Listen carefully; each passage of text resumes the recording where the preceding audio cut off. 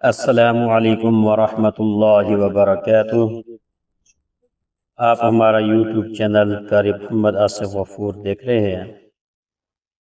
اس میں ہم نے قرآن مجید کے تقریباً 23 سپارے مکمل کر لیے ہیں، اور اس کے ساتھ اب ہم قرآن مجید کو سیکھنے کے لیے صحیح طرح تلفظ کے ساتھ پڑھنے کے لیے ہم نے نورانی قاعدے کا آغاز شروع کیا ہے، تاکہ اس سے بچوں کو مخارج کی صحیح ادائیگی اور نقطوں کی مدد سے حروف کی پہچان کرائی جا سکے۔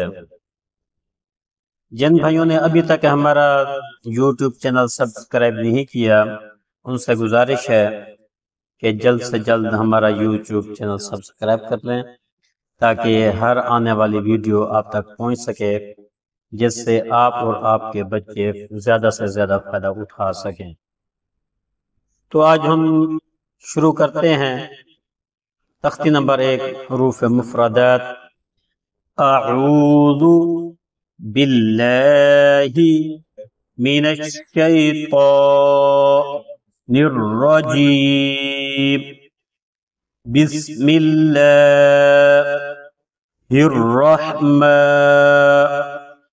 الرحیم، الف باء تا،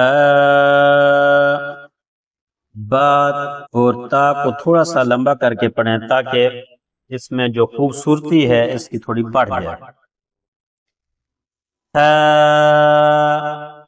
سا کا جو حرف ہے اس میں دو طریقے ہیں، یا تو بچوں سے باہر تھوڑی سی زبان دانتوں سے باہر نکلوائیں، اس میں بالکل یہ نرم حروف میں سے ہے، اس میں سیٹی کی آواز بالکل نہیں آنی چاہیے، بالکل نرم حروف ہے یار۔ اور ساتھ میں دوسرا طریقہ یہ ہے، یا تو پھر زبان کی جو نوک ہے دانتوں کو دونوں دانتوں پر اور نیچے والے دانتوں کے درمیان میں رہے، اور اس میں سیٹی کی آواز پیدا نہ ہو، جیسے جیم ہا۔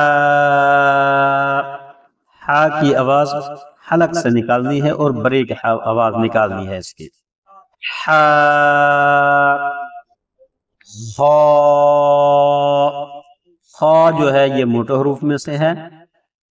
دال، ذال۔